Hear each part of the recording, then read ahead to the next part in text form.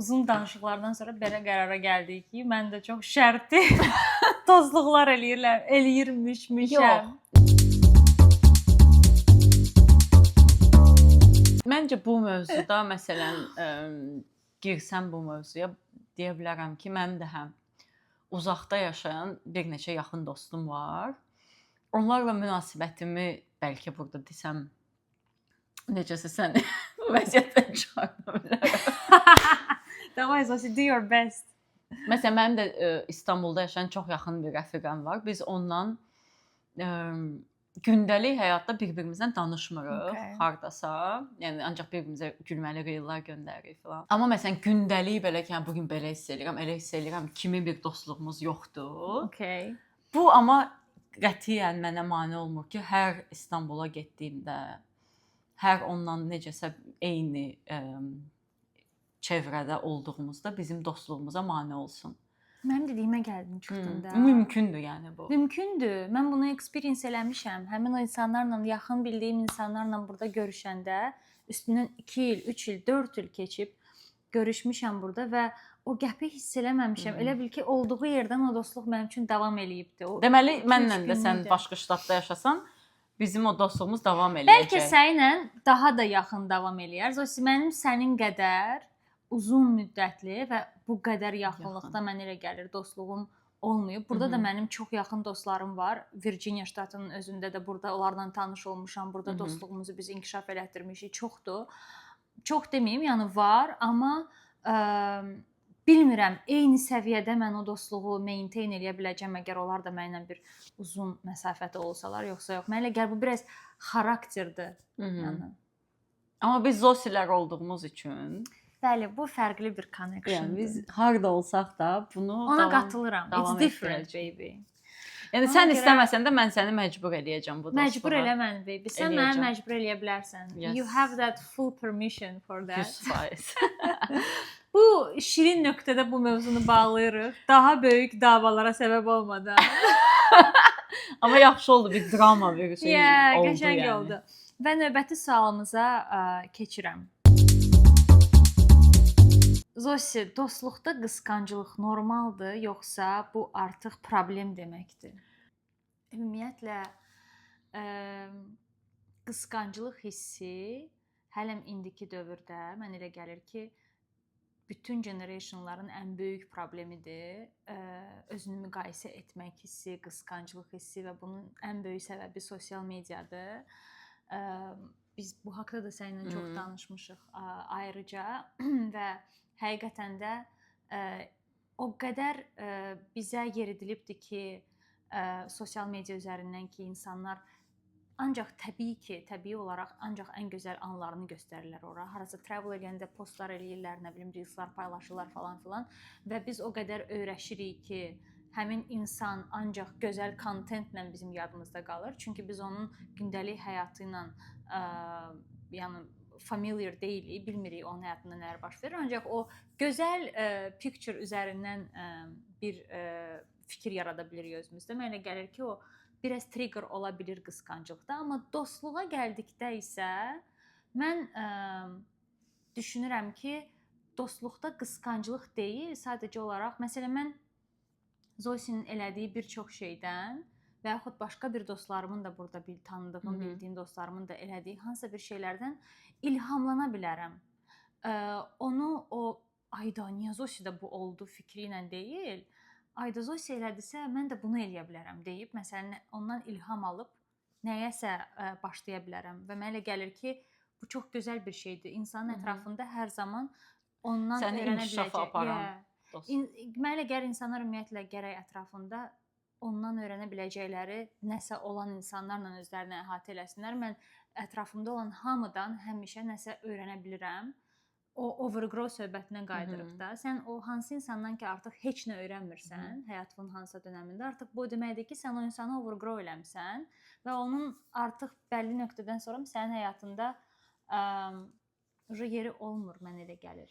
Amma səndən mən çox ilhamlanıram, Zosi. Qatılıram. Yəni mənim üçün də məsələn dostlarım daha çox mənim üçün motivasiya mənbəyidir. Yəni o nədəsə məndən daha yaxşıdırsa, qısqanma hissi məndə şəxsən olmur. Daha çox şey olur ki, bilmirəm, yəni qısqanma hissi də mənə elə gəlir ki, özünü sevməklə bağlı bir şeydir. Yəni sən özünü nə qədər az sevirsənsə, özünü nə qədər az qəbul edirsənsə, öz güvənin nə qədər aşağıdırsa, sən həmişə başqalarında daha çox şey görürsən. Məndə by default bu yoxdur. Yəni mən by default özümə o qədər aşiq bir insanam ki, bəlkə bu da bir problemli bir şeydir. Amma Narsistim mən. ola bilər ki, bu narsistlik bir şeydir, amma mən o qədər özümlə bağlı barışıram, yəni özümü o qədər çox sevirəm ki, başqa birinin Instagramda belə, yəni mümkün deyil ki, mən baxım deyim ki, ayda bu məndən daha gözəldir niyə, ya da bu məndən daha uğurludur niyə? Çünki çox self-focused yaşayıram. Yəni çox özümədir də bütün fokus. Məsələn, Instagramda belə mən daha çox öz səhifəmə baxıram, nəinki başqaları. Yəni hansı daha sağlıqlıdır desəniz bilmirəm, amma yəni həqiqətən o şey məndə yoxdur ki, belə kimisə nəsə görə qısqanım. Və dostluqda da qısqanclıq mənim üçün red flag-dır. Yəni 100%. əgər mən bir insanı qısqanıramsa və ona dostum deyirəmsə, bu mümkün deyil. Yəni əgər mən kiməsə dostum deyirəmsə, onu qısqana bilmərəm yəni. 100%. Mənə ümumiyyətlə elə gəlir ki, qısqanclıq hissi insanı ən çox özündən uzaqlaşdıran hissdir. Çünki sən nəyinsə o ən lori dildə desək, təkərdə düşüb nəsə eləyirsənsə, bu səni bir addım daha özündən uzaqlaşdırır. İnsan mənə gəlir kakras ki, Zosi, səndə olan çox sağlıqlı bir hissdir və mən də çalışıram ki, özümdə həmişə özümə remind edeyim ki, Aysel, o gördüyün perfect picture reallıq deyil. Sən özün də ancaq perfect picture göstərirsən və kimsə də baxıb sənin həyatına deyə bilər ki, ayda buna baxay getdi. Halbuki biz bilirik də ki, problemlərimizi, hamının problemi var, əziyyətlərimizi. hamının əziyyətləri var. Heç kim ideal həyat yaşamır təbii ki. Ona görə mənə elə gəlir ki, o əgər qısqanclıq hissi bir insan içində varsa, onunla nətərsə savaşmaq lazımdır və onu nətərsə overcome eləmək lazımdır. Çünki o, yenə də deyirəm, insanı özündən uzaqlaşdıran ən güclü hissdir. Kiməsə görə nəyisə eləməksən, o qədər özünü tanımırsan və o qədər nə istədiyini bilmirsən ki, ən xırda bir şey də belə səni öz yolundan çəkib nəyəsə görə kimsə nəsə elədi deyə onu eləməyə vadar eləyə bilər. Ona görə mən də bunu sağlıqsız tapıram və məncə sən 100% sağlıqlısan, Zosi. Yəni mən məsələn fikirləşirəm ki, başqaları ilə özümüzü müqayisə eləməyimiz mənə sağlıqlı gəlmir. Yəni bu sağlam bir düşüncə deyil. Yəni onun nə yaşadığı, onu hətta xüsusilə Instagramda, məsələn Instagramda belə influencerlar və ya blogerlər var da ki, mükəmməl həyat göstərirlər. Yəni əgər 1 qram şeydən anlayırsansa, həyatdan, mediadan, productiondan anlayırsansa, görürsən ki, bu hazır bir kadrdır. Yəni bu kadrın arxasında 50 dənə babysitter var, 50 dənə ev köməkçisi var falan və başa düşürsən ki, yəni bu perfect picture mənə elə gəlir ki, məsələn heç kəsin Instagramı onun real həyatı deyil. Biz hər birimiz Instagramda bir persona yaradırıq. Məsələn bizim buradakı halımız bəlkə daha çox bizim öz həyatımıza oxşuyur, nəinki Instagramda yaratdığımız personalar. Amma yenə də siz də bizim həyatımızda baş verən hər cüzi detalı bilmirsiniz və bilməyəcəksiniz heç vaxt. Çünki doğal olaraq biz oturub burada öz həyatımızda baş verən problemlərdən danışmayacağıq və heç kim bunu eləmək istəmir və mənə elə gəlir ki, bu zaten normal bir şeydir. Heç kim öz hər detalını açıb danışmaq məcburiyyətində deyil və bunu eləməkdə heç bir məqsəd görmürəm honestly. Yəni mən də elə düşünürəm ki, elə bir düstur yoxdur da ki, yəni həyatın düsturu ki, yəni bunu belə eləsən, bundan sonra həmişə xoşbəxt olacaqsan ya da filan qədər pul qazansan, bundan sonra həmişə xoşbəxt olacaqsan ya da filan cür həyat Amerikaya köçsən, bundan sonra ancaq xoşbəxt olacaqsan. 100%. Belə bir düstur yoxdur. Özümüzü inandırmamalıyıq. Və o qısqanclıq hissi ilə driven olunan insanlar heç vaxt heç bir şeydən məmnun olmayacaqlar. Çünki mümkün deyil. Əgər həmişə özünü kimlənsə müqayisə eləyib, bir şey допустим biri ilə müqayisə elədin, onun nail oldun, ondan daha yaxşısını axtaracaqsan. Və yenə də deyirəm, bu ancaq özündən uzaqlaşmağa gətirir və artıq elə bil ki, başqalarının sənin beyninə yeritdiyi bir nə bilim ideya üzərində öz həyatını qurursan. Buna da gərək yoxdur. Zaten həyat çox mənasız və qısadır. İngilis dilində yaxşı bir bununla bağlı bir ifadə var. grass is always greener on the other side. Exactly. O deməkdir ki, ot həmişə o biri tərəfdə daha yaşıldır. Bunun açıqlaması bu, tərcüməsi budur. Yəni o deməkdir ki, yəni sən hardasansa həmişə o biri tərəf sənə daha cazib gəlir. Çünki buradakı bütün o keçən epizodda danışdığımız kimi. İndi onu deyəcəydim ki, yəni hardasansa sən həmişə fikirləşirsən ki, o biri tərəfdə görə səninlə baş verir. Bu insan xislətidir. Yəni biz belə doğulmuşuq. Ona görə çox normaldır. Əgər sizdə də bu fikirlər varsa ki, falan yerdə yaşayan adam mütləq çox daha yaxşıdır, çox daha uğurludur, çox daha xoşbəxtdir. İnandırım sizi ki, elə bir şey yoxdur. Hər insan öz problemləri ilə, gündəlik hansısa insecurity dediyimiz, yəni özü ilə bağlı suallar, şübhələrlə yaşayır. Və o xoşbəxtliyi özün-özünə yaratmalısan. Mən də gəlir artıq mən o yaşa çatmışam ki, harda deyə bilərəm ki, həqiqətən də mənim harda yaşayacağımın heç bir önəmi yoxdur özümlə xoşbəxt olmaq üçün. Özümlə xoşbəxt olmağı seçirəmsə, nə bilim, Uqandaya da getsəm, orada yenə də özümlə xoşbəxt olacağam. Çünki içində artıq o. Bu arada Uqanda çox pis yerdir. Mən niyə Uqanda dedim? Yo, qatılıram yəni. Uqandada belə çox xoşbəxt ola bilərsən. Ola bilərik. Ona görə məncə все-таки self-love nə qədər hər şeydən önəmlidir. Bu bir iki başlı bir şeydir. Bəziləri self-love-ı da çox mühakimə edir, deyərək ki, bu da yeni generation'ın xəstəliyidir. O qədər özlərinə odaqlı və o qədər self-centric-dilər ki, başqalarını düşünməmək həddinə gətirir artıq. Amma mənə gəlir zaten başqalarını düşünməkdənsə özünü düşün. Daha sağlıqlısı odur. Yəni xəstəlik dərəcəsində narsistlik yaşamırsınızsa, mənim kimi, Zosi kimi. Zosi, amma bu sual içindən başqa bir sual sənə vermək istəyirəm. Və ümumiyyətlə sizə də vermək istəyirəm. Bu arada bütün bildirdiyimiz fikirlər haqqında sizin də fikirləriniz maraqlıdır. Hər insanın öz experience var. Hamısını bilmək bizə çox maraqlı olar. Məsələn, belə bir deyim var ki, səni əhatə edən 5 nəfərin ortalamasısan. Cem Yılmaz yalıma düşdü. Exactly. Cem Yılmaz son stand-up'ında biz getmişdik Zosi ilə. Canlı baxmışdı, Washingtona gəlmişdi. Orada deyir ki, yəni bu təzə deyir insanlar deyir bu şey çıxarıb ki, ətrafındakı 5 insana dönürsən və deyir onu eşidəndən sonra insanlar heç kəslə oturub durmur ki, ay mən buna dönəcəm, buna dönəcəm. Cem Yılmaz'a da haqq verirəm. Yəni düz deyir ki, yəni belə də yəni beynimizi yoran bir fikirlərdən biridir. Amma mən buna qatılıram. Yəni mən inanıram ki, sən at the end of the day, yəni yolun sonunda kimlə daha çox vaxt keçirdirsənsə, o 5 nəfərə çevrilirsən. Səncə bizim bir-birimizdən mənimsədiyimiz milyon dənə şey xüsusiyyətlər var? Milyon dənə şey var. Məncə də var. Mən bu haqqda indi düşünürəm məsələn, doğrudan da fikirləşirəm ki, hətta o mirror neyron deyə bir neyronlar var bizim beynimizdə və biz istər-istəməz çox vaxt keçirdiyimiz insanların bəzi mimiklərini, hərəkətlərini subconsciously başlayırıq təkrarlamağa. Bizim kontrolumuzdan çıxır artıq və mən bunu sənlə də hiss eləmişəm. Hamı ilə elə bil ki, hansısa bir nöqtədə o istər-istəməz beyin elə işləyir. O qədər onu görür və o qədər onu mənimsəyir, o qədər ona doğma gəlir ki, artıq o da onu başlayır implement eləməyə. Mən məsələn yadımdadır ki, özüm uşaq olanda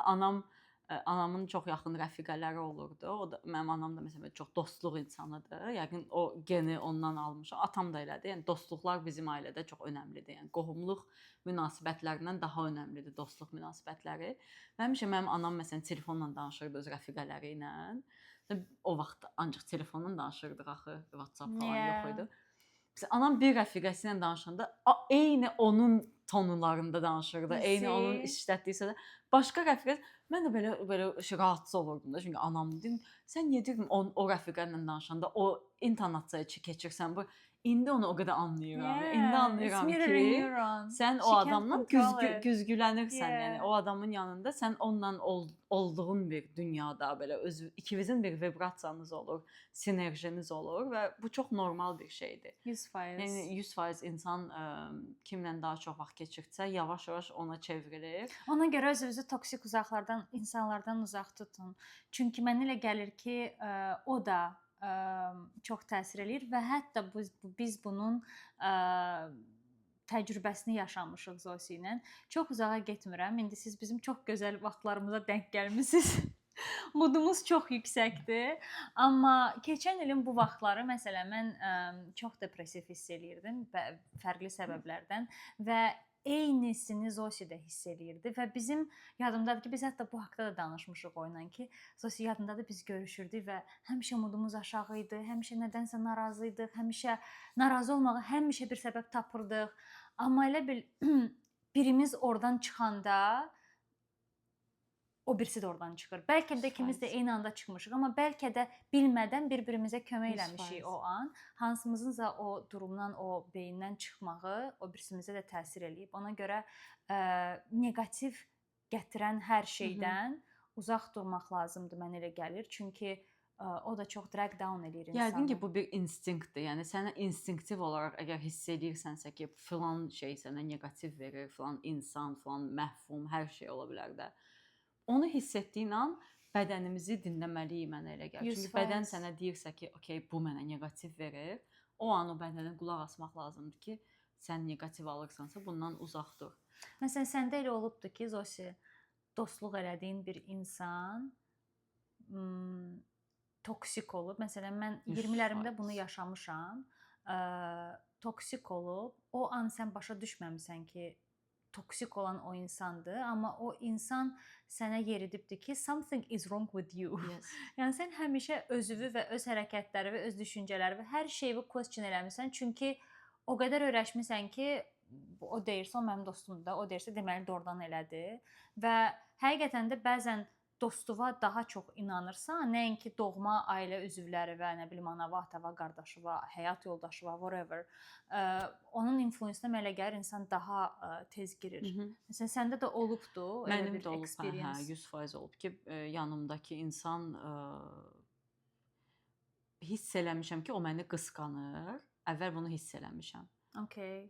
Və bu artıq, yəni məsələn indiki həyatımda bunu hiss elədiyim an bu mənim üçün bir red flag olarsa, o vaxt uşaq idim, yəni başa düşmürdüm ki, bu pis bir şeydir, bu problemdir filan. Sonra o insan mənə açıq-açıq başlayıb mənə demək ki, mən səni qısqanıram. Wow. Məsələn, bizim ortaq bir dostumuz var. Mən sənin qısqanıram ki, o niyə sənə zəng eləyir, mənə zəng eləmir. O niyə səninlə görüşmək istəyir, mənlə. Bunu mən açıq-açıq mən hələ də anlamırdım ki, bu insan toksikdir, yəni hələ də.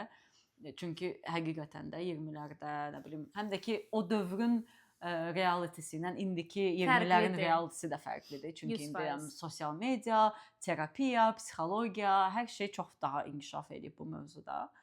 Və mən onda anlamırdım ki, yəni bu insan mənə qarşı əslində toksik olur. Sonuna qədər o adamın yanında olduğum olub və axırda təbii ki, nə oldu? Yəni o münasibət bitir. Çünki əgər o münasibətin bünövrəsində qısqanclıq durursa, sən bunu 15 yaşında anlamırsan ki, bu pis bir şeydir. Sadəcə fikirləşirsən ki, okey də, bu da belədir. Amma indi başa düşürəm ki, əgər həyatımda olan biri məni nəyəsə görə qısqanırsa, instead of yəni mənim üçün xoşbəxt olacağına, mənim uğuruma sevinəcəyinə, mənim uğurumu qısqanırsa, bu böyük bir red flagdır. Bir də mən bunun enerji tərəfinə də çox inanıram. Mənə elə gəlir ki, səni bir insan, hər zaman sənin yanında olan bir insan səni qısqanırsa, o bir dark energy göndərir. Elə bil sənin həyatında baş verən hər şeyə.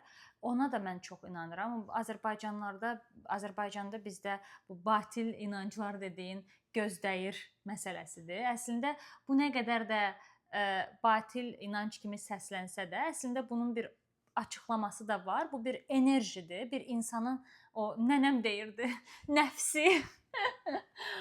Yəni doğrudan da elə bir şeydir. Yəni o insan elə bil ki, o an sənə bir dark energy göndərir və məndə o qədər olubdu ki, məsələn, dost bildiyim kimlənsə nəyisə paylaşmışam. Hiss eləmişəm ki, o insan happy deyil mənim həyatımda baş verən bu dəyişikliyə. Yaxşı dəyişikliyə Və qısqandığı üçün ki, bu da çox natural insan bu da bir instinktdir. Onu da ona görə qınaya bilmirəm. Çünki yəni insandır da, bu da bir hissdir. Mən onun var yəni, neyniyəsən. Amma o istər-istəməz bir əks təsir göstərir mənim həyatımda baş verən həmin o gözəl bir şeyə. Və görürsən ki, olmalıydı, olmadı. Birdən-birə. Bu da çox yaşandı. Right. Çox maraqlıdır, Zosi. Gəlib gedib axırda dirənirik nənələrimizin, babalarımızın dediyi Çox qəribə şeylərə, deyil deyimlərə. o. Çox Niyə qəribə bu qədər hər deyil. şeyi yaxşı bilirdilər? Çox bizim beynimizdə, bizim yəni picture elədiyimizdə çox belə primitiv rozi düşünürdülər, amma eyni zamanda bir dərinlik də vardı elə. Yəqin ki, mən bunu özüm üçün belə açıqlayıram ki, əslində insan xisləti o qədər bəsitdir ki, yəni biz o qədər bəsit canlılarıq ki, insan olaraq, yəni bəsit şeyləri okey, yəni zaman dəyişir, ehtiyaclarımız dəyişir. Vaxtı ikən ehtiyacımız nə bilim də Sovet dövründə hansısa bir komsomol şeyi idi, bandanası idisə, indiki ehtiyacımız tutaq ki, iPhone 17-dir filan. Bunlar dəyişir, amma insan xisləti çox dəyişmir və ona görə mənə də elə gəlir ki, mən 20-lərimdə biraz daha üsyankar idim, biraz daha belə adət-ənənələrə qarşı idim. İndiki yaşlarımda, 30-larımda biraz onu görürəm ki, hansısa o atalar sözləri əgər hələ də davam edirsə, məsələn, bir-iki dənə atalar söz deyirlər. Nə əkərsən onu biçərsən. Və yaxud da nə qoyarsan aşıva, o da çıxar qaşığı var. Yəni o şeylər ona görə klassikləşib ki, şər demədən xeyir gəlməz. Onlar ona görə klassikləşib, onlar həqiqətdir. Həqiqət atalar sözlərindədir. Atalar və analar. Patriarxal bir düşüncədir bu atalar olması, amma yəni xalq nə deyibsə, şifahi xalq ədəbiyyatı nə deyibsə, bəzən ora qayıtmaq lazımdır, özümüzə qayıtmaq lazımdır ki, yəni bugünkü bu bir səbəbi var idi o sözlərində əmələ gəlməyinin. Bu qədər kompleks, bu qədər qarışıq bir dünyada belə ən bəsit yerə qayıdanda Freud demişdi, hər şey seksdir. Hər şey seks. Hər şey seks. O qədər hərdən ora qayıdırıq ki biz həyatımızda başa düşürük ki, çox da böyütməmək lazımdır, çox da overthink etməmək lazımdır. Sizdə Sigmund Freud'un kitabı var, Interpretation of Dreams. Yəni yuxular. Çox qarışıq yuxular görürəm bu aralar. Bu arada, kstati, nə qədər də belə şeylərə çalışsam, anlam yükləməyim, həyatımda elə yuxular olubdu ki, məndə də çıxıb. Bilirsiniz nə olub məndə? Oh my god. Məndə bir dəfə elə olubdu ki, mən Amerika-Bakı saatı başa düşürsüz də, yəni fərq var. Burada gecə yatmışam, yuxu görmüşəm və yuxuda nə görmüşəmsə, əslində mənim ailəmdə həmin an baş verib. Və mən səhər durmuşam yuxudan, zəng vurmuşam məsələn valideynlərimə, onda elə Bakıda yaşayırdılar və demişəm ki, belə bir yuxu görmüşəm. Amma deyir, hə, bu olub, belə olub. Deyirəm ki, oh my god, bütün həmin o fraqmentləri mən yuxuda görmüşəm, sadəcə olaraq simvollarla. Bu da bir enerjidir. Mən enerjiyə çox inanıram. Mən o bağa çox inanıram. Bəlkə o an, məsələn, kiminsə həyatında nəsə baş verir, deyir, ay, kaş Aysel burada olardı, məsəl üçün. O an məni çağırır və mən də onu hiss eləyirəm. Mən elə gəlir çox empatam. Sən empatsan, Zosi. Məncə sən də empatsan. Eyni şeyi, yəni mən də çox yaşamışam ki, yəni yuxuda gördüyüm ssenari başdan sona bir yuxu görmüşəm və başdan sona olduğu kimi 3 ay sonra olub ya da 2 ay sonra və mən yəni, ssenari olaraq görmüşəm, amma bunu heç kəslə paylaşmamışam da, yəni deyə bilmərəm ki, yuxumu anlattım deyə o adam getdi onu. Sadəcə mən bunu yuxuda və eyni şey yaşanıb. Ümumiyyətlə mən qadınların mistik qüvvələrinə inanan insanam. Yenə qayıdırıq Pelevinin kitabına. Pelevin, yəni bu yaxınlarda Hamlet filmini izlədik. Məsələn, mən qadınların məsələn bu Cənnət qəbzi dövründə də yəqin ki, hamımız bilirik Avropada Janna d'Arc filan. O dövrdə qadınların bu mistik güclərinə görə qadınları yandırırdılar. Və deyirdilər ki, İndi isə onların YouTube kanalları var. Nadejda. Və deyirdilər ki, qadınlar bəs pis aura, şeytan, satanik qüvvə filan. Mən buna hardasa indiki dövrümdə daha çox inanıram ki, bizim bir şəkildə bilmirəm, bizim yəni çoxalma instinktimizlə və biologiyamızla əlaqəlidir ya nədir, amma bizdə bu güc var və biz bu gücə sahib çıxmalıyıq qadınlar olaraq. Biz izləyən bütün qadınlara bunu müraciət olaraq söyləyirəm ki, əgər bir şey hiss ediriksə, bu elə belə deyil. Deyil. 100%. İnstinktlərimizi, intuisiyamızı dinləməyi öyrəndiyimiz an biz bu kişi patriarxiyasından və kişi kontrolundan qurtulacağıq. Another social message. Social mesaj vermədən dayana bilməyən bir ədəd Zosi. Bir ədəd qoç Zosi. Dostunun səhv etdiyini bilsən, amma o xoşbəxtdirsə, deyərsən yoxsa susarsan? Susi, mənim üçün sən hər şeyi düz eləyirsən. No.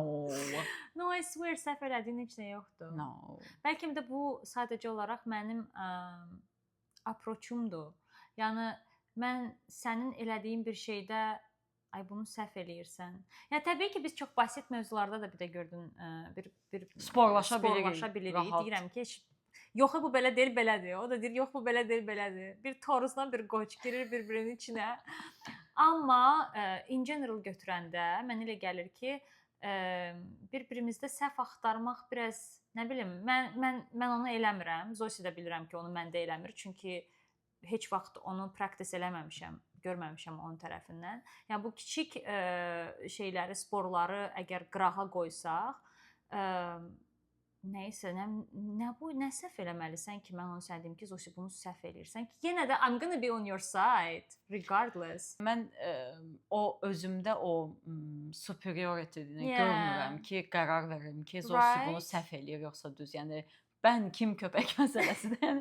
Yəni mən sən bir Zosisin, unutma Zosi. Yox, yəni mən niyə düşünməliyəm ki, mənim bildiyim daha doğrudur? Yəni onu question. Mən daha çox orada özümlə question. Yeah, that's a good approach. Müqayisə özümlə orada mübahisəyə girərəm ki, bir dəqiqə sən niyə vəbşə düşünürsən ki, bu doğru olan budur, səhv olan budur? O mövzuda mən özüm üçün və Zosi üçün deyə bilərəm ki, biz ikimiz də dar düşüncəli insanlar deyilik. Biz çox geniş belə düşünən insanlarıq. Çox geniş. Və düşünəcəyik ki, yəni ki, bəlkə o an o mənə səhv gəlir, amma hardan bilirəm ki, 3 gün sonra mən düşünməyəcəm ki, yox bu belədir yoxsa yox. Bir də bu çox böyük responsibility-dir. Kimisə hansısa yolundan çəkmək çox böyük responsibility-dir, çox böyük öhdəlikdir. Elə bilsən bunun nəticəsini bilmirsən, 2 dənə yoldur da, ya bu belə olacaq, ya da elə olacaq. Bəlkə doğrudan da bu səhv eləyəcək və o səhv onu çox yaxşı bir yola çıxardacaq. Bəlkə o səhvi eləməlidir ki, o yaxşı yola çıxsın. Ona görə mən elə gəlir ki, mən daha çox dəstək tərəfdarıyam. Səhvimdə belə, yəni o reellər olur ya, yaxın dostların reellər ki, yəni nəsə zibilə düşsən yanındayam, amma o zibilə də mənə görə düşəcəksən. Yəni 100% mən onun tərəfdarıyam ki, mən səhv eləyirəmsə, Zosi mənə desin ki, go for it. Get bu səhvi elə. And that's what we do. Sonra biz oturaq, bunu müzakirə eləyək, ağlayaq, bunu yaşayaq, bunu qəbul eləyək ki, bu bir səhv idi, yaşandı. Bir də o səhvi eləmək istəyirsənsə, Zosi. Deməli sən artıq eləmək istəyirsənsə, deməli paçti eləmisən. It's halfway done. Lütfü onu elə və sonra peşmançılığını çək. Nəinki onu heç vaxt eləmə və otur overthink elə. Acaba eləsəydim nə olacaqdı? Ona görə mən action tərəfdarıyam. Elə və sonra peşmançılıq çək. Mənə elə gəlir ki, biz Zosi ilə ikimiz də həyatı yaşamırıq. Məsələn, qatıq qaradır ya da ağdır. Çox agile'ıq bu mövzularda. Bu mövzularda agile'ıq və bu mövzularda empatıq ikimiz də. Məsələn, belə bir qəşəng bir söz var. Deyir, tək kitablı insandan qorx.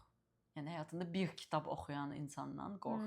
Çünki o insan ancaq bir kitab oxuyub. Və tutaq ki, bu hansısa bir dini kitabdır da deyək ki, həyatına ona görə sadəcə bir kitab oxuyub və elə bilir ki, yəni o dəqiq bilir ki, nə səhvdir, nə düzdür. O insan ən təhlükəli insandır. Bayaq biz belə bir misal oxuduq xəbərlərdə, sosial mediada qabağımıza çıxdı. Ana, ata və oğul gediblər həccə. Gülmürük, yox. Yox, həccə getməklərinə gülmürük. Storinin davamı doğrudan çox gülməlidir. Həcdə oğul başlayıb atanı boğmağa və bütün sosial mediada bu yayılıb. Oğul düşünüb ki, mənim atam həcdə ölsə cənnətə düşəcək və mən bunu indi boğub öldürsəm bu cənnətə düşəcək. Yəni bu adam görün nə qədər tək kitablı insandır ki, bir ideya, yəni bir dənə cümlə oxuyub və buna inanıb. Və orada ana özünü öldürür, cəmaət gəlir, yəni qarşı çıxır filan, polis filan. Oğlan hələ də elə bilir ki, bu həqiqətən düz eləyir atasına. Yəni səhvə və doğruya inanan insanlar mənim üçün oğlan kimi insanlardır.